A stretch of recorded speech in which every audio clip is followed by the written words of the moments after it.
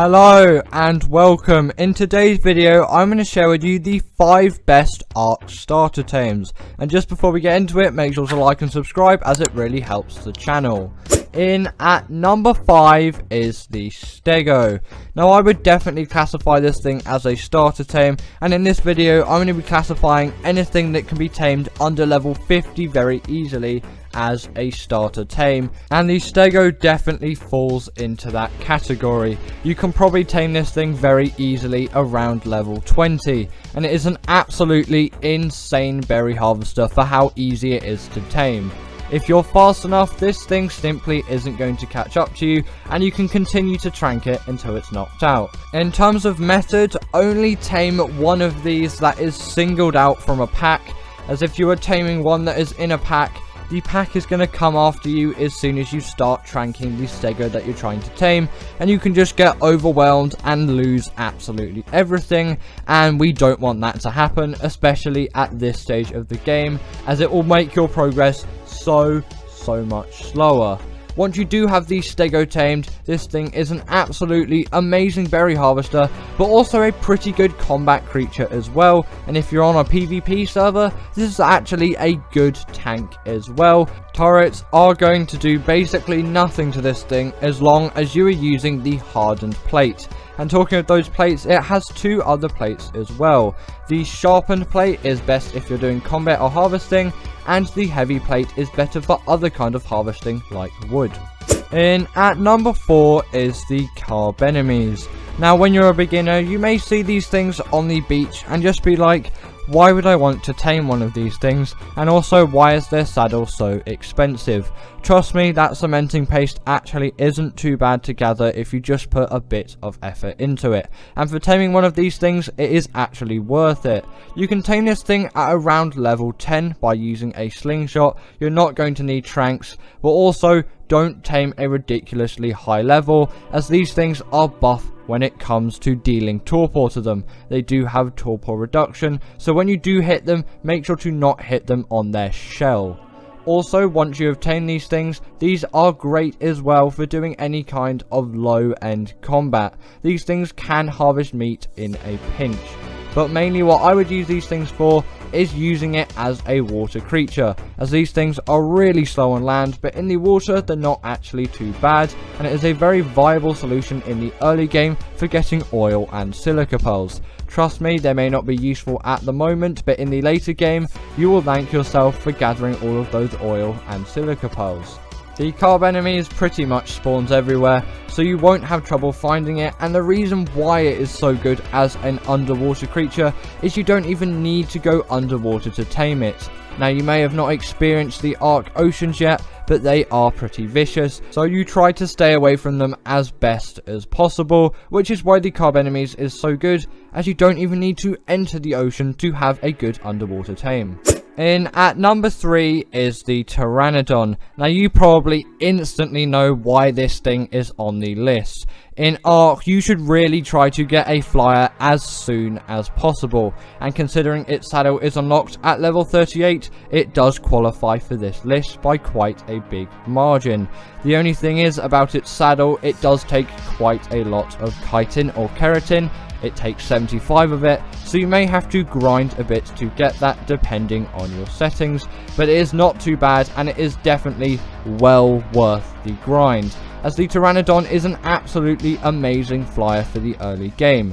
Yes, it may not have the best stamina stat or the best weight stat in the game out of any flyer, but this thing definitely does excel in speed and ease of transport, as long as you do level up its weight enough, as for some lower levels their weight is simply so bad you cannot even carry anything around when flying on this thing.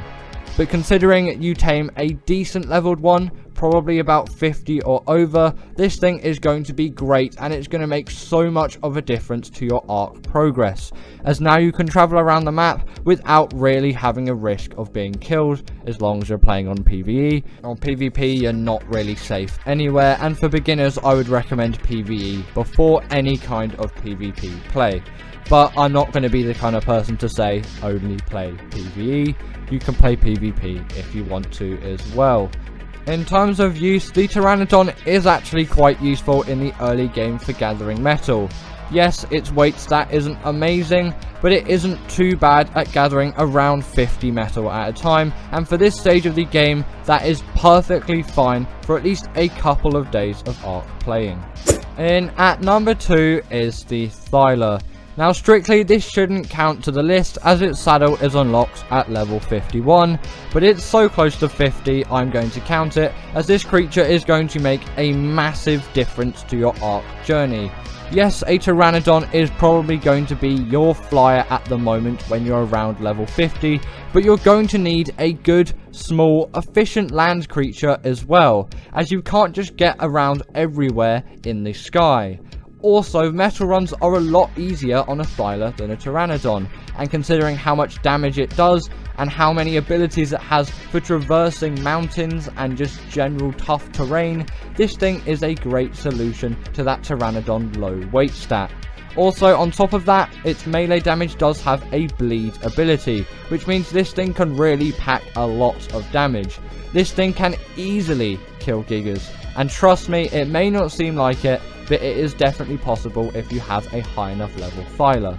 The only real downside is you have to tame these things in the Redwoods, and at this stage of the game, and really any stage of Ark, the Redwoods is not a place you want to be in for that long, so definitely be careful when taming these things, and also be on the lookout.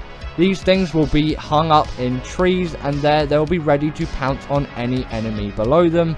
Make sure that's not you. If you do spot one that you want to tame, trank it from afar and then it will drop from the tree, and then you can trap it or trank the rest of the way until it's tamed. And finally, in at number 1 is the Baryonyx. Now this does qualify for the list as its saddle is unlocked at level 49. And by far this is the creature that is going to make the biggest difference on the list. Yes, it may not quite have the mobility of something like the Thyla, but it has something else up its sleeve which the Thyla could never achieve.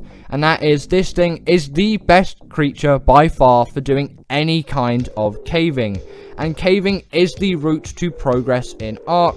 If you don't do the caves, you can't do the bosses on Ark. And if you don't do the bosses, then you can't complete the map. And you're missing out on a lot of tech engrams and a lot of elements that I'm sure you would enjoy if you actually had it. So that is why you really do need a Baryonyx. Also on top of that, its health does actually stack up pretty well. This thing can definitely put up a decent fight, and it is also great for the underwater caves as well, and it even has a special ability when pressing C on your keyboard, it will do a spinning attack. Also, did you know that that ability can stun creatures up to the size of a megalodon underwater? So it definitely is powerful. Also, this thing doesn't get stuck on everything in the Ark world like a Rex, and this thing definitely is not frustrating to use in any way. It is very agile, very quick, it has a decent health stat, and it has a very good melee stat. It wouldn't surprise me at all if you could absolutely demolish Gigas with a high level one of these. But like every good creature, it still does have a major flaw, which is it spawns in the swamp. And if you haven't experienced a bad thing in the swamp yet, you are definitely very lucky. Ark's 7 best late game tames. In at number 7 is the Rex. Now this thing definitely does count as a late game tame.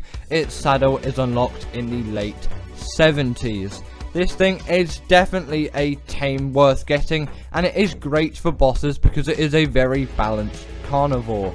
Something like the Spino does deal more damage, but its health is terrible compared to something like the Rex, which is why the Rex is better for bosses, as it has really good health and a great melee stat on top of that, which means it can definitely attack and deal the damage needed, but it does have enough health to survive the fight. But there is one downside to the Rex as well, which is it gets stuck on a lot of things, and it isn't great at swimming as well. But I doubt you're going to be using the Rex for any swimming, as it isn't an underwater creature. But the fact that it does get stuck on a lot of things, especially rocks, it seems, it is a bit annoying. But in a boss fight, you're not really going to get stuck on a lot. But in just general travel on this thing, that is something to definitely take in mind. But all of the pros of the Rex really do outweigh this. This is definitely a great late game creature, and every Ark player should tame one of these. And if you don't know what creatures you want to defeat a boss with, maybe just try it with some Rexes, and I'm sure it will go very well for you.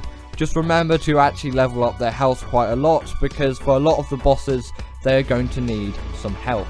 In at number 6 is the Theri. Now you may ask to yourself, why is the Theri higher on this list than the Rex? Well, the Theri is also a great boss creature as well, but it has a lot more uses than just being a boss creature. The Therizino does a very decent amount of melee damage, and it can definitely pack a punch in that department.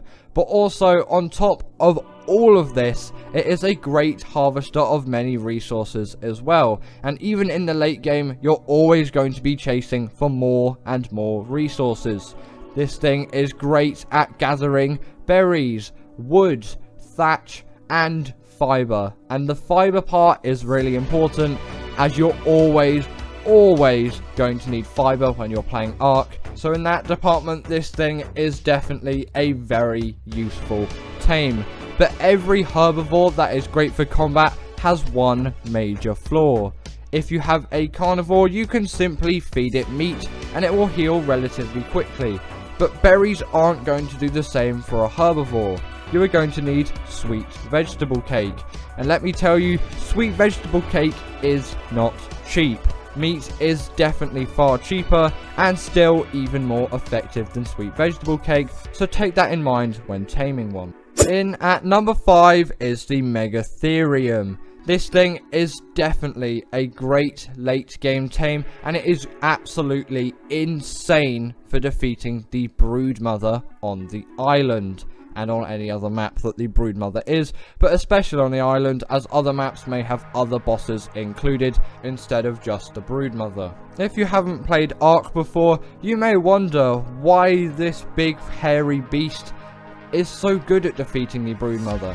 And the fact is, it has one special buff which is absolutely insane, and it also makes it a great caving creature as well. When this thing kills an insect, it has a kind of rage buff where it will do insane amounts of damage to any kinds of insects. And the thing is, the Broodmother spawns loads of spider minions, and those spider minions are insects, and it will get the buff once it has killed one of these spider minions, and that buff will then apply to the Broodmother, making these things deal so much damage to the boss, and also quickly eradicate all of the minions that the Broodmother spawns. Also, this thing isn't too bad of a harvester as well, and it is okay for doing transport, as it has a reasonable stamina stat and a reasonable amount of weight. Definitely a good versatility creature as well, and you might want to consider that when taming one. As you can see here, this is what the buff looks like in person. In at number 4 is the Yuti. Yet another great boss creature.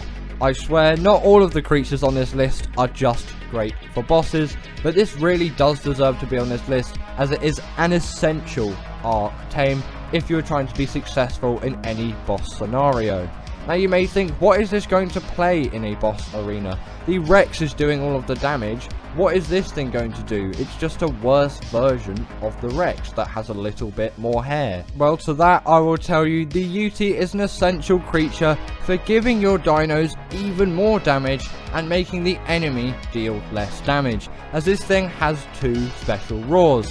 The first being a fear roar, which will debuff the enemy, and if they're small enough they will also run away. But then the more commonly used, more important, courage roar, which will buff your creatures and again debuff the enemy.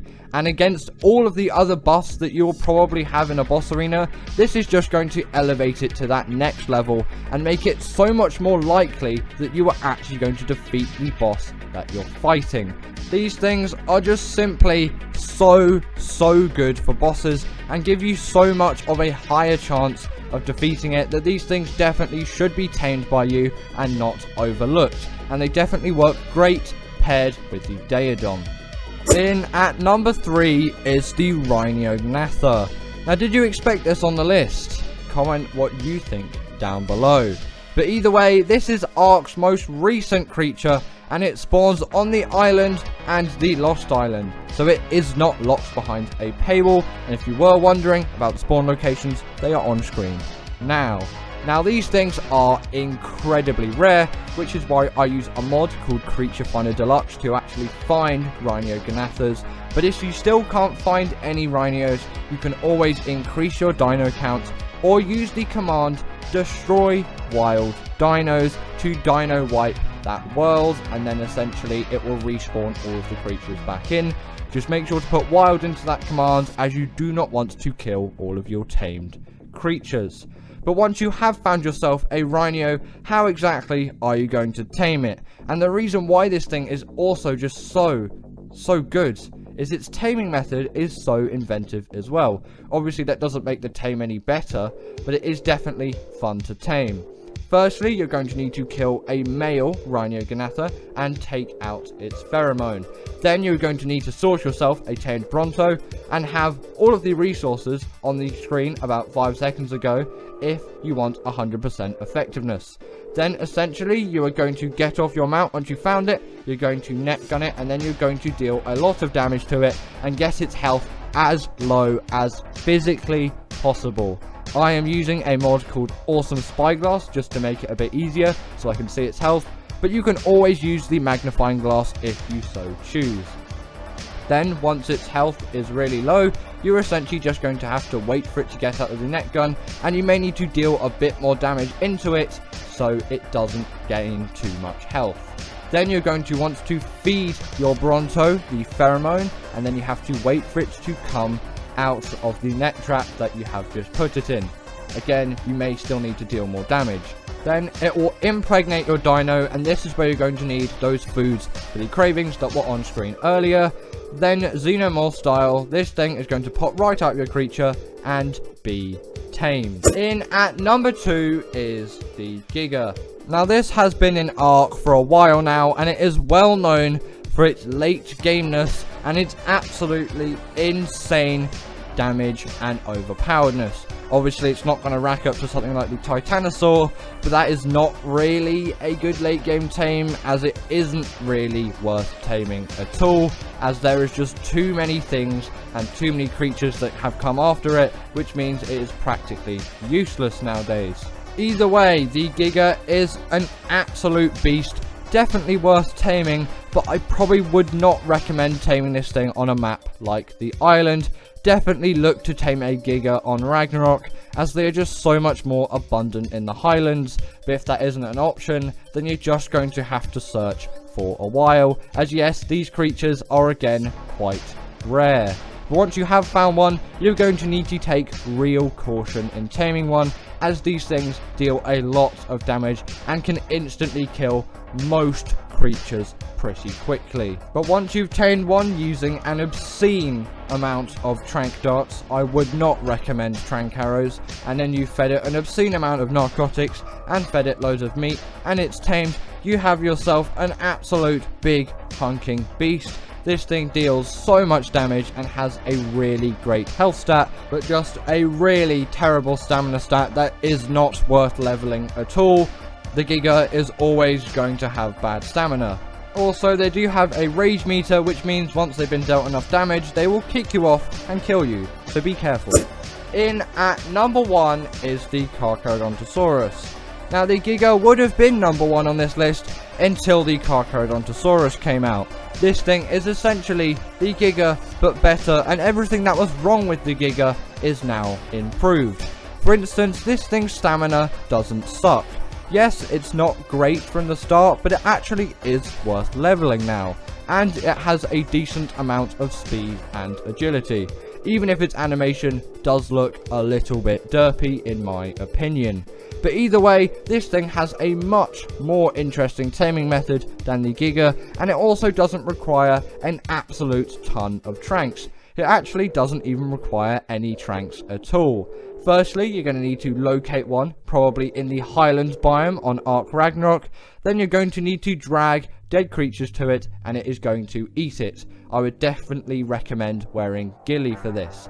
Then after that, it will have a bar above it, which will eventually turn from blue to green. Then you can ride it and just absolutely decimate loads of creatures until it's tamed. The bigger it's going to give a higher percentage of taming, but just be careful. If it is dealt enough damage, it will lose a lot of effectiveness. And once you tame this thing, you have an absolute beast that deals loads of damage and has a wealth of great abilities on top of a really nice health pool. So thank you to my wonderful patrons Ekaterina Puchkova, Karina Thorne, Dominic Maciejewski and Ethan Tapia, who have all supported me through Patreon or through YouTube memberships. If you want to join this list, then go join Patreon or YouTube members, but thanks to all of these guys.